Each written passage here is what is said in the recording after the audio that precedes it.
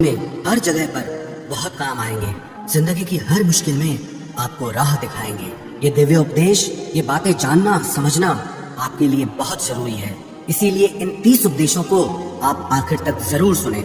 गीता का सबसे पहला उपदेश यह है कि आपके सारे दुखों का कारण किसी को अपना मानना है। आप कभी गौर करना, आपकी जिंदगी के सारे दुख, सारी तकलीफें, सारी चिंताएं वहीं से आती हैं जहां आपका अपनापन होता है कि ये मेरा है, ये मेरा अपना है। वहीं से आपकी जिंदगी में दुख आना शुरू हो जाते हैं। एक व्यक्ति के पास एक बहुत बड़ा महल था। उसने जिंदगी भर की सारी संपत्ति लगाकर उस महल को बनाया था। आसपास के शहरों के कई लोग उसके महल को देखने आते थे। कई बड़े बड़े सेठ उसके महल को खरीदने की कोशिश करते थे, पर वो महल उसका अहंकार था, उसकी जीने की वजह था। उसका उस महल में बहुत मोह था। एक दिन उसके महल में आग लग गई और वो कहीं बाजार गया हुआ था। जब वो घर लौट कर आया तो उसने देखा कि मेरा महल आग में जल रहा है। अपने घर को आग में जलता हुआ देखकर उसे इतना दुख हुआ। उसने कहा, अगर ये महल नहीं रहेगा तो मैं भी जिंदा नहीं रहूंगा। अगर मेरा महल ही जल रहा है तो मैं जी के क्या करूंगा। वो भी उसी आग में छलांग लगाने की कोशिश करने लगा।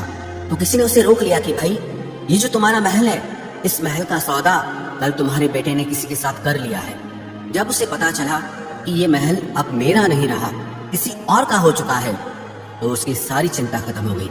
जैसे और लोग उस जलते हुए महल को देखकर तमाशा देख रहे थे, वैसे ये भी खड़ा हो गया। इतनी ही देर में उसका बेटा आया। वो अपने बेटे को देखकर बहुत प्रसन्न हुआ। उसे आशीर्वाद देने लगा कि तेरे जैसा बेटा तो बहुत भाग्यों से मिलता है। तूने तो मेरी जिंदगी बचा ली। आज इस घर में आग लगी है और तूने कल ही इसका सौदा कर दिया।